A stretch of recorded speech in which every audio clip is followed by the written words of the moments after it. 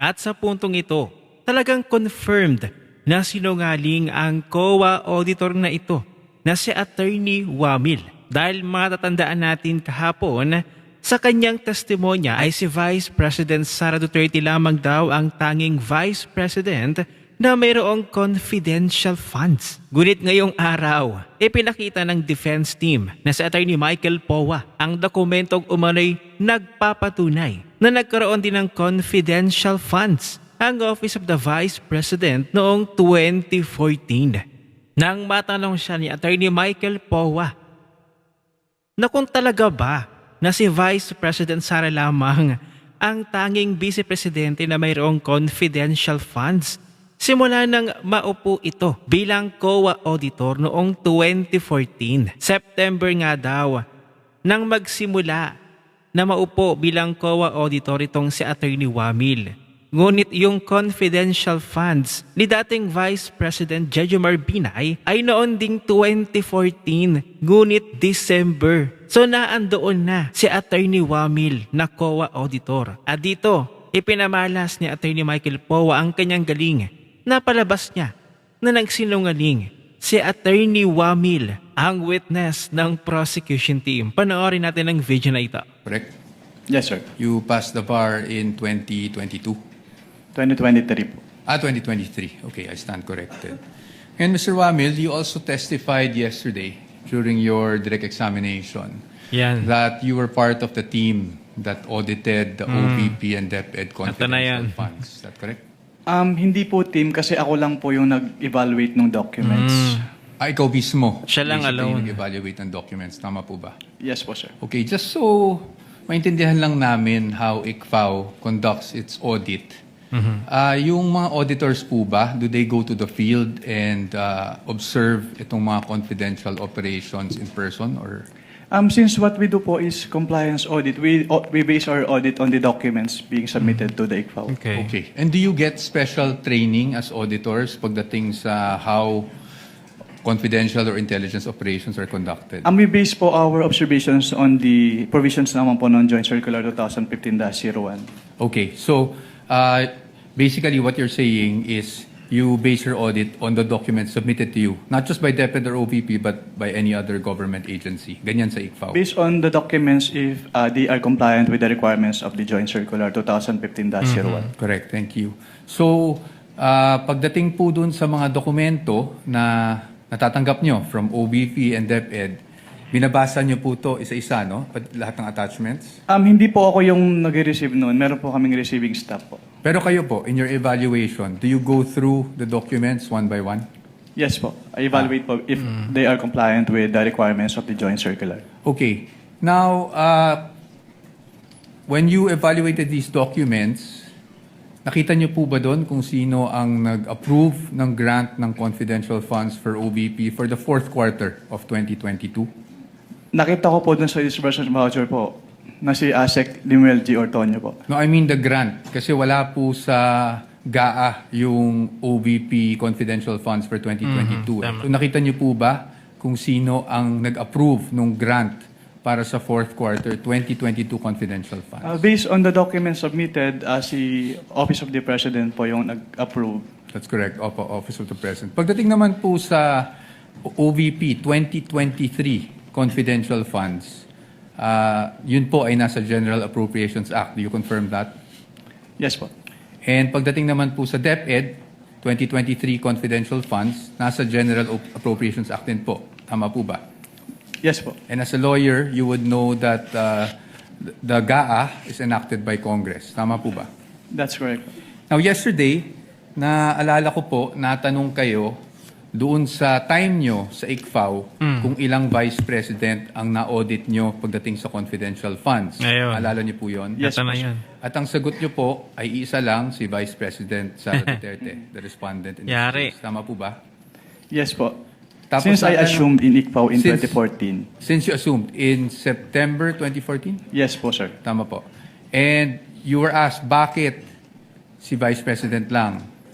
Naalala niyo yung tanong na yun? Yes po. At ang sagot niyo po, kasi since you assumed siya lang po ang Vice President na nagkaroon ng appropriations for confidential funds. Tama po ba? Yes po. Since September 2014 po na nag-assume ako. Apo. Now, I'm showing you a document. Yan na Can you yun. approach the witness, Your Honor? Eto yon. Yari ka.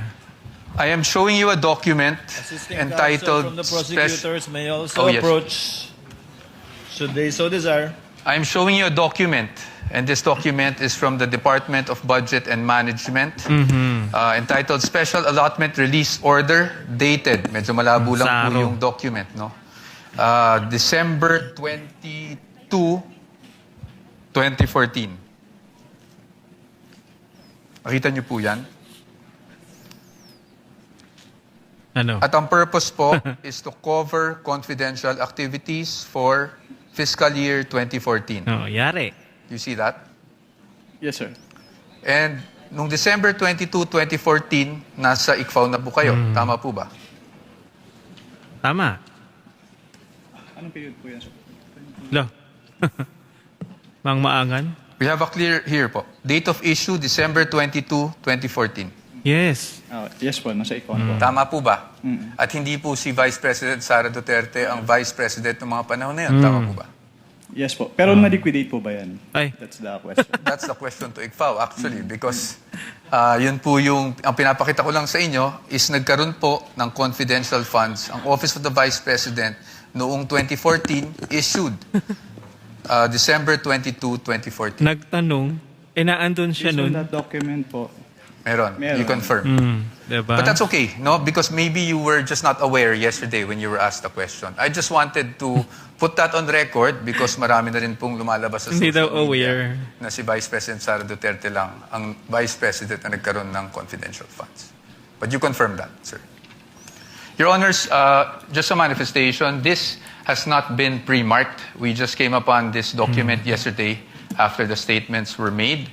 So upon the agreement made during pre-trial, we request that this be marked as exhibit for the defense D-1-167-DE. -OVP. Let it be so marked. Thank you, Your Honors. Oh, ayan. Confirm na ha. Oh, meron daw na confidential funds. Si dating Vice President Jejomar Binay, naandun na ito. Itong auditor na ito ng COA na si Attorney Wamil. Kaya nga lang, nakakatawa kasi nagtanong siya kay Attorney Michael Poa. Ang tanong ni Attorney Michael Poa, na-liquidate ba ito? Tapos ibinalik niya yung tanong kay Attorney Michael Poa. Di ba kalokohan? Naandun na siya sa pwesto noon bilang auditor. So dapat may alam siya kung na-liquidate ba yun o hindi. Di ba? Huling-huli ang pagsinungaling. Talagang napaka-selective lamang ng prosecution na ito. Ng witness. Talagang dinidiin nila si VP Sara. O eto, nagbulgaran na. Totoong meron ding confidential funds noon ng dating Vice President Jejomar Binay. Hindi nga lang isinama ni Attorney Wamil. Talagang si Vice President Sara lang ang kanilang inaudit. So dito pa lamang sa kanyang pagtatanong, niliquidate din ba ito? Di ba trabaho nyo yan? Oh, dapat alam nyo yan. Naandun ka naman sa pwesto noong September 2014. Itong confidential funds ni dating Vice President Jejomar Binay ay nito lamang December 2014. So mas nauna kang naandyan kaysa sa naging saro ng confidential funds ni Jejomar Binay. Ano to, maang-maangan na lang Attorney Wamil na hindi mo alam na mayroong confidential funds si Binay? O ngayon, nasaksihan ng taong bayan kung gaano kasinungaling ang witness ng prosecution team. Madiin lamang si Vice President Sara. Ayan, hindi nyo kasi pinag-iisipan. Yung inyong mga testimonya, naka-take oath pa naman kayo, under oath kayo. Tapos inyong mga sinabi ay napakasinungaling pala. Wala, sablay. Sablay na naman ng script ng prosecution team. Kitang-kita naman kaya hindi kinakabahan ng defense team kasi alam nila na ganito ang kalalabasan ng mga witness ng prosecution. Parang kada araw-araw na lamang na magiging impeachment trial ay sablay lagi ang prosecution team. Sa malinawang yung napanood, nakapag-present pa ng ebidensya sa Attorney Michael Poa ng pagkakaroon ng confidential funds noong Vice President pa si Jejomar Binay. So ngayong araw talagang lamang na naman ang prosecution team. Ano ang inyong opinion? I-share mo na ang video na ito. Mag-iwan ng comment at lagyan sa ibaba at magkita-kita ulit tayo sa susunod na video.